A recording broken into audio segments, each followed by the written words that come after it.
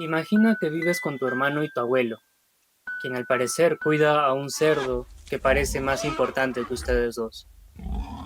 Sí, tu abuelo lo alimenta con obsesión gracias a los restos de basura que logran recolectar durante el día.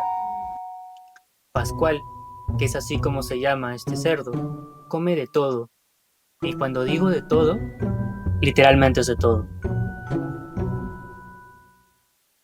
Un día al regresar a casa, tu hermano, casi llorando, te cuenta que Pedro, el perro de la familia, mordió al abuelo. Este cogió la vara y lo único que se escuchó a partir de ahí fueron los aullidos de dolor del pobre animal. Al escuchar todo esto, sales del cuarto buscando a Pedro, pero solo ves a tu abuelo inmóvil al borde del mismo chiquero al que tú diriges la mirada. Y lo ves ahí. Ves cómo el cerdo al que criaban devoraba al perro de la casa. En medio del lodo, aún podías ver los restos de las piernas y el rabo del pobre animal, de tu mascota.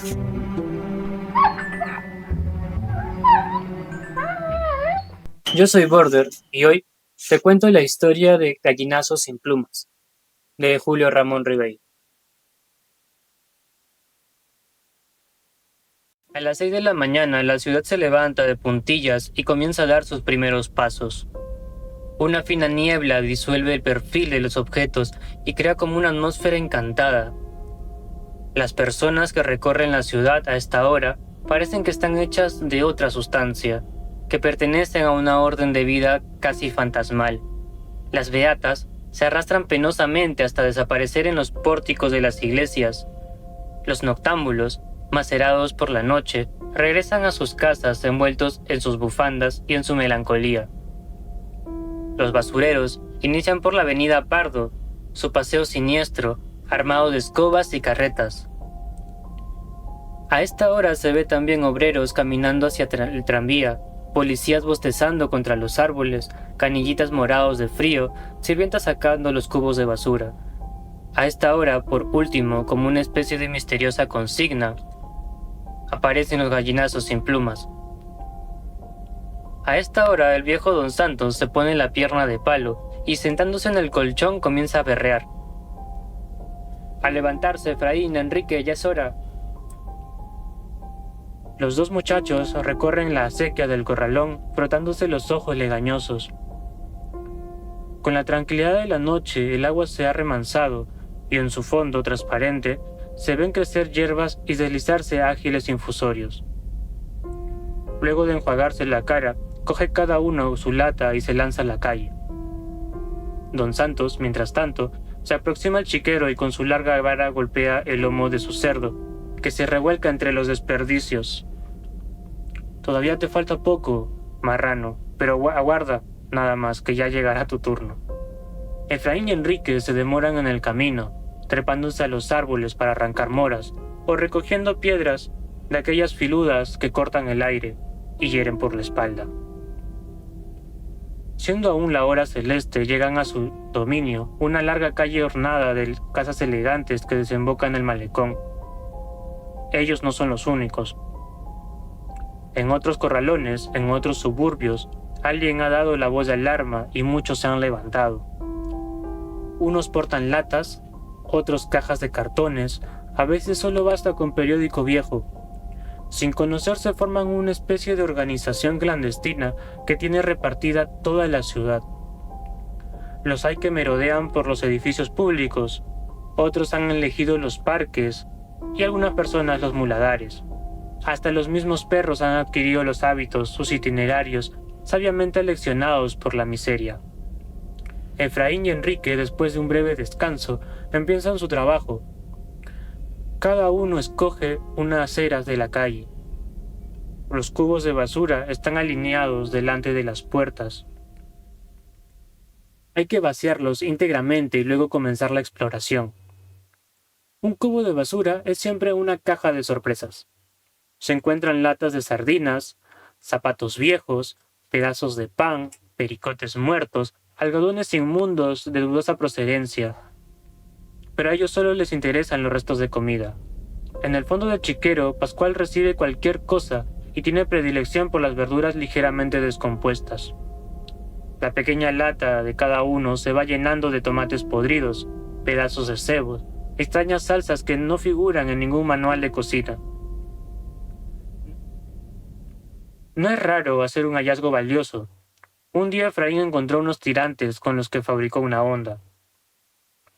Otra vez una pera casi buena que devoró en el acto. Enrique, en cambio, tiene suerte para las cajitas de remedios, los pomos brillantes, las escobillas de dientes usadas y otras cosas semejantes que colecciona con avidez.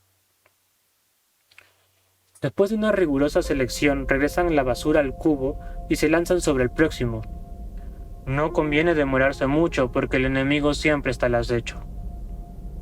A veces suelen ser sorprendidos por las sirvientas y tienen que huir dejando regado todo su botín. Pero con más frecuencia es el carro de la baja policía el que aparece y entonces la jornada está perdida.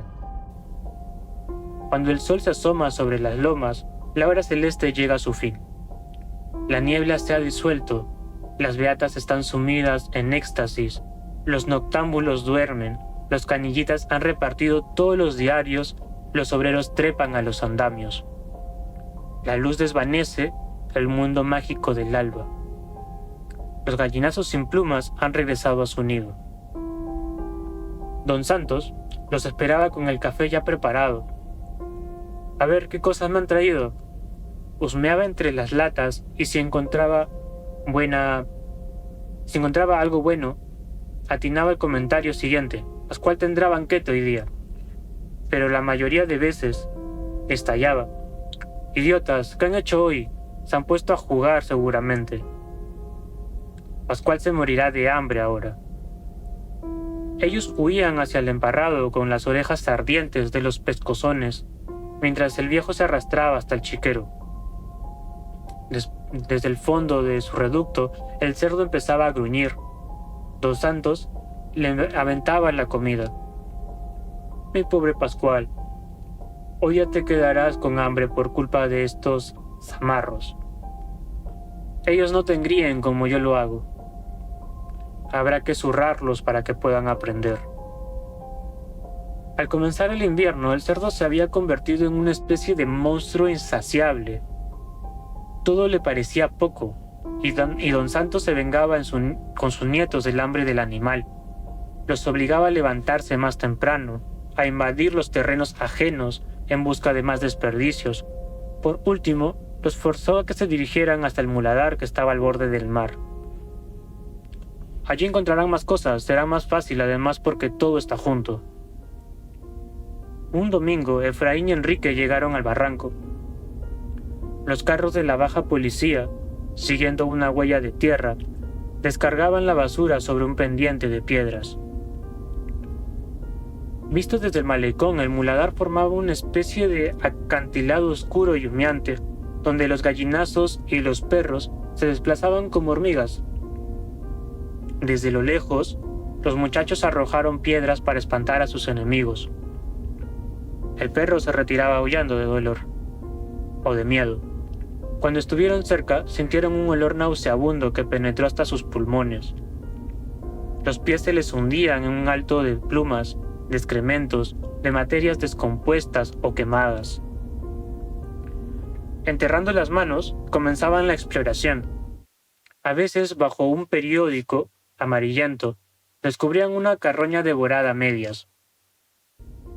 En aquellos acantilados próximos los gallinazos espiaban impacientes, y algunos se acercaban saltando de piedra en piedra como si quisieran acorralarlos. Efraín gritaba para poder intimidarlos y sus gritos resonaban en todo el desfiladero y hacían desprenderse guijarros que rodaban hacia el mar. Después de una hora de trabajo regresaron al corralón con los cubos llenos. «Bravo», exclamó don Santos. «Habrá que repetir esto 2 o 3 veces por semana». Desde entonces, los miércoles y los domingos, Efraín y Enrique hacían el trote hasta el muladar. Pronto formaron parte de la extraña fauna de estos lugares y los gallinazos acostumbrados a su presencia laboraban a su lado, graznando, aleteando, escarbando con sus picos, como ayudándoles a descubrir la pista de la preciosa suciedad. Fue al regresar de una de sus excursiones que Efraín sintió un dolor en la planta del pie. Un vidrio le había causado una pequeña herida. Al día siguiente, tenía el pie hinchado, no obstante, lo cual prosiguió su trabajo. Cuando regresaron, no podía casi caminar, pero don Santos no se percató de eso, pues él tenía visita.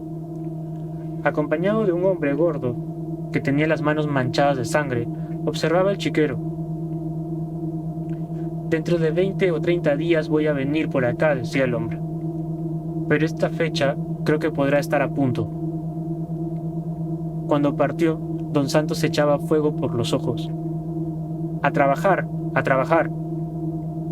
De ahora en adelante habrá que aumentar la ración de Pascual. El negocio anda sobre rieles». A la mañana siguiente, sin embargo, cuando don Santos despertó a sus nietos, Efraín no se pudo levantar. «Tiene una herida en el pie», explicó su hermano. «Enrique, ayer se cortó con un vidrio». Don Santos examinó el pie de su nieto. La infección ya había comenzado. «Esas son patrañas. Que se lave el pie en la sequía y que se envuelva con un trapo». «Pero si le duele», intervino Enrique, defendiendo a su hermano. «No puede caminar bien».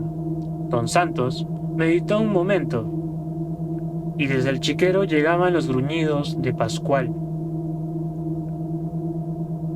«¿Y a mí?», preguntó dándose un palmazo en la pierna de palo. «¿Acaso no me duele la pierna? Y yo tengo 70 años y yo trabajo. Hay que dejarse de mañas». Efraín salió a la calle con su lata apoyando en el hombro de su hermano. Media hora después, regresaron con los cubos casi vacíos. «No podía más», dijo Enrique el abuelo. «Efraín está medio cojo». Don Santos observó a sus dos nietos como si meditara una sentencia. «Bien, bien», dijo rascándose la barba rala, y cogiendo a Efraín del pescuezo, lo arreó hacia el cuarto. «Los enfermos a la cama, a podrirse sobre el colchón, y tú harás la tarea de tu hermano. Vete ahora mismo al muladar».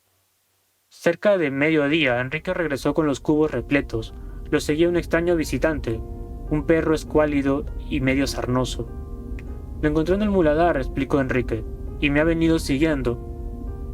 Don Santos cogió la vara, una boca más en el corralón. Enrique levantó al perro contra su pecho y huyó hacia la puerta. «No le hagas nada, abuelito, le daré yo de mi comida». Don Santos se acercó, hundiendo su pierna de palo en el lodo. «Nada de perros aquí, ya tengo bastante con ustedes». Enrique abrió la puerta de la calle. «Si se va, yo también me voy». El abuelo se detuvo. Enrique aprovechó para insistir. No come casi nada, mira lo flaco que está. Además, desde que Efraín está enfermo, me va a ayudar. Él conoce bien al muladar y tiene buena nariz para la basura». Don Santos reflexionó, mirando al cielo donde se condensaba la garúa. Sin decir nada, soltó la vara, cogió los cubos y se fue renegando hasta el chiquero. Enrique sonrió de alegría y con su amigo aferrado al corazón corrió donde su hermano. «Pascual, Pascual, Pascualito», cantaba el abuelo. «Tú te llamarás Pedro», dijo Enrique, acariciando la cabeza de su perro, e ingresó donde Efraín. Su alegría se esfumó. Efraín, inundado de sudor, se revolcaba de dolor sobre el colchón. Tenía el pie hinchado como si fuera de jeve y estuviera lleno de aire. Los dedos habían perdido casi su forma. «Te he traído este regalo, mira», dijo mostrando el perro. «Se llama Pedro. Toma, para que te haga compañía cuando yo me vaya al muladar. Te lo dejaré y los dos jugarán todo el día. Le enseñarás que te traiga piedras en la boca». «¿Y el abuelo?», preguntó Efraín, extendiendo su mano hacia el animal. «El abuelo no dice nada». Ambos miraron hacia la puerta. La garúa había empezado a caer. La voz del abuelo llegaba. «Pascual, Pascual, Pascualito». Esa misma noche salió la luna llena. Ambos nietos se inquietaron, porque en esta época el abuelo se ponía intratable.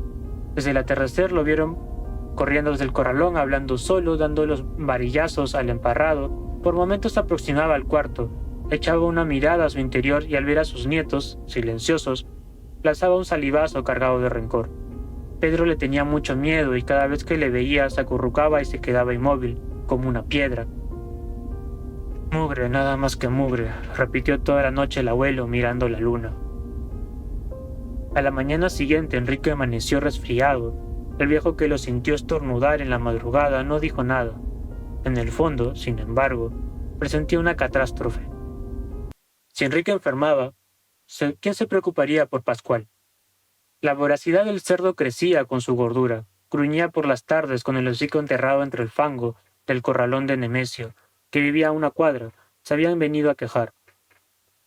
El segundo día sucedió lo inevitable. Enrique no se podía levantar.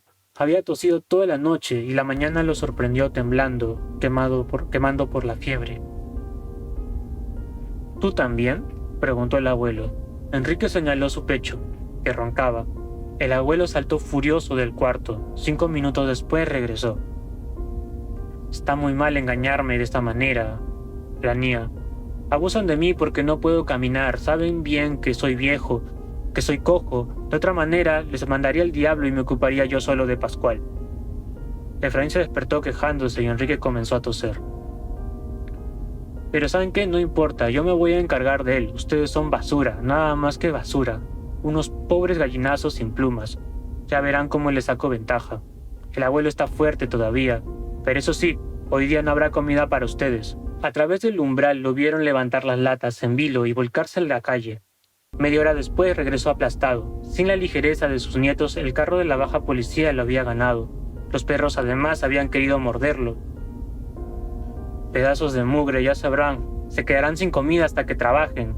Al día siguiente trató de repetir la operación, pero tuvo que renunciar. Su pierna de palo había perdido la costumbre de las pistas de asfalto, de las duras aceras, y cada paso que daba era como un lanzazo en la ingle. A la hora celeste del tercer día quedó desplomado en su colchón, sin otro ánimo que para el insulto. Si se muere de hambre y grita, será la culpa de ustedes. Desde entonces empezaron unos días angustiosos, interminables. Los tres pasaban el día encerrados en el cuarto, sin hablar, sufriendo una especie de reclusión forzosa. Efraín se refugiaba sin tregua. Enrique tosía, Pedro se levantaba y después de hacer un recorrido por el corralón, regresaba como una piedra en la boca, que depositaba en las manos de sus amos. Don Santos, a medio acostar, jugaba con su pierna de palo y les lanzaba miradas feroces. A mediodía se arrastraba hasta la acequia del terreno donde crecían verduras y preparaba su almuerzo, que devoraba en secreto. A veces aventaba a la cama de sus nietos alguna lechuga o alguna zanahoria cruda con el propósito de excitar su apetito, creyendo así hacer más refinado su castigo. Efraín ya no tenía fuerzas para quejarse. Solamente Enrique sentía crecer en su corazón un miedo extraño, y al mirar a los ojos del abuelo creía desconocerlo, como si ellos hubieran perdido su expresión humana. Por las noches, cuando la luna se levantaba, cogía a Pedro entre sus brazos y lo aplastaba tiernamente hasta hacerlo gemir. A esa hora el cerdo comenzaba a gruñir y el abuelo se quejaba como si lo estuvieran ahorcando. A cada vez se ceñía la pierna de palo y salía al corralón. A la luz de la luna, Enrique lo veía ir 10 veces del chiquero a la huerta, levantando los puños, atropellando lo que encontraba por su camino. Por último, reingresaba en su cuarto y se quedaba mirándolos fijamente, como si quisieran hacerlos responsables del hambre de Pascual. La última noche de luna llena, Pascual lanzaba verdaderos rugidos. Enrique había oído decir que los cerdos cuando tenían mucha hambre se volvían locos como los hombres. El abuelo permaneció en vela, sin apagar siquiera el farol. Esta vez no salió del corralón ni maldijo entre dientes. Hundido en su colchón miraba fijamente la puerta. Parecía amasar dentro de sí una cólera muy vieja, jugar con ella, prestarse a ella, dispararla. Cuando el cielo comenzó a desteñirse sobre las lomas, abrió la boca, mantuvo su oscura oquedad vuelta hacia sus nietos y lanzó un rugido. ¡Arriba! ¡Arriba! ¡A levantarse, haraganes! ¿Hasta cuándo vamos a estar así? Esto se acabó. ¡De pie! Efraín se echó a llorar. Enrique se levantó, aplastándose contra la pared. Los ojos del abuelo parecían fascinarlo hasta volver lo insensible a los golpes. Veía la vara alzarse y abatirse sobre su cabeza como si fuera una vara de cartón. Al fin pudo reaccionar. Efraín, no, él no tiene la culpa. Déjame a mí solo, yo saldré, yo iré al muladar. El abuelo se contuvo jadeante. Trató de recuperar el aliento. Ahora mismo al muladar, lleva los 2 cubos, no, 4 cubos. Enrique se apartó, cogió los cubos y se alejó a la carrera. La fatiga del hambre y de la convalescencia lo hacían trastabillar. Cuando abrió la puerta del corralón, Pedro quiso seguirlo. Tú no, tú quédate aquí, cuidando a Efraín. Y se lanzó a la calle, respirando a pleno pulmón el aire de la mañana. En el camino comió hierbas, estuvo a punto de mascar la tierra. Todo lo veía a través de una niebla mágica. La debilidad lo hacía ligero, etéreo, volaba casi como un pájaro. En el muladar se sintió como un gallinazo más entre los gallinazos. Cuando los cubos estuvieron rebosantes, emprendió el regreso. Las beatas, los noctámbulos, los canillitas, descalzos, todas las secreciones del alba empezaron a dispersarse por la ciudad.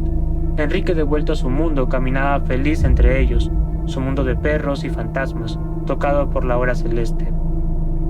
Al entrar al corralón sintió un aire opresor resistente que lo obligó a detenerse. Era como si allí, en el dintel, terminara un mundo y comenzara otro fabricado de barro, de rugidos, de absurdas penitencias. Lo sorprendente era, sin embargo, que esta vez reinaba en el corralón una calma cargada de malos presagios, como si toda la violencia estuviera en un equilibrio a punto de desplomarse. El abuelo, parado al borde del chiquero, miraba hacia el fondo. Parecía un árbol creciendo desde su pierna de palo. Enrique hizo ruido, pero el abuelo no se movió. Aquí están los cubos. Don Santos le volvió la espalda y quedó inmóvil. Enrique soltó los cubos y corrió intrigado hasta el cuarto. Efraín apenas lo vio, empezó a gemir. Pedro. ¿Qué pasa? Pedro ha mordido al abuelo. El abuelo cogió la vara, después lo sentía aullar. Enrique salió corriendo del cuarto. Pedro, ven aquí. ¿Dónde estás, Pedro? Nadie le respondió. El abuelo seguía inmóvil, con la mirada en la pared. Enrique tuvo un mal presentimiento. De un salto se acercó al viejo. ¿Dónde está Pedro? Su mirada descendió al chiquero, Pascual devoraba algo en el medio del lodo. Aún quedaban las piernas y el rabo del perro. ¡No! Enrique tapándose los ojos. ¡No, no! Y a través de las lágrimas miraba al abuelo. Este le rehuyó girándole torpemente sobre su pierna de palo, y Enrique comenzó a danzar en su entorno suyo, prendiéndose su camisa, gritando, pataleando, tratando de mirarle a los ojos, de encontrar una respuesta. ¿Por qué has hecho esto? ¿Por qué? El abuelo no respondía. Por último, impaciente, dio un manotón a su nieto que lo hizo rodar por tierra. Desde allí Enrique observó al viejo, que erguido como un gigante, miraba obstinadamente al festín de Pascual. Estirando la mano encontró la vara que tenía el extremo manchado de sangre, y con ella se levantó de puntillas y se acercó al viejo. «¡Voltea!», gritó. «¡Voltea!». Cuando don Santos se volvió, divisó la vara que cortaba el aire y se estrellaba contra su pómulo. Enrique levantó nuevamente la mano, pero súbitamente se detuvo, temeroso de lo que estaba haciendo, y lanzando la vara a su alrededor, miró al abuelo casi arrepentido. El viejo, cogiéndose el rostro, retrocedió paso. Su pierna de palo tocó tierra húmeda y resbaló, y dando un alarido se precipitó de espaldas al chiquero. Enrique retrocedió unos pasos. Primero aguzó el oído, pero no se escuchaba ningún ruido. Poco a poco se fue aproximando. El abuelo, con la pata de palo quebrada, estaba de espaldas en el fango. Tenía la boca abierta y sus ojos buscaban a Pascual, que se había refugiado en un ángulo y husmeaba sospechosamente el lodo. Enrique fue retirando con el mismo sigilo con que se había aproximado. Probablemente el abuelo alcanzó a divisarlo, pues mientras corría hacia el cuarto le pareció que lo llamaba por su nombre, con un tono de ternura que él nunca había escuchado en su vida. Pronto exclamó Enrique, precipitándose sobre su hermano. «Pronto, Efraín, el viejo se ha caído al chiquero, debemos irnos de acá». «¿A dónde?», preguntó Efraín. «A donde sea, el muladar, a donde podamos comer algo, donde los gallinazos». «No me puedo parar». Enrique cogió a su hermano con ambas manos y lo estrechó contra su pecho. abrazados hasta formar a una sola persona, cruzaron lentamente al corralón. Cuando abrieron el portón de la calle se dieron cuenta que la hora celeste había terminado y que la ciudad despierta y viva abría entre ellos su gigantesca mandíbula. Desde el chiquero llegaba el rumor de una batalla. De esta manera llegamos a la parte final de esta historia. ¿A dónde ir? Es lo último que uno piensa cuando lo único que se quiere es salir del infierno que le tocó vivir. Yo soy Border y esto fue la historia de Gallinazo sin plumas. Nos vemos en un siguiente episodio. Nos vemos, gente. Chau, chau.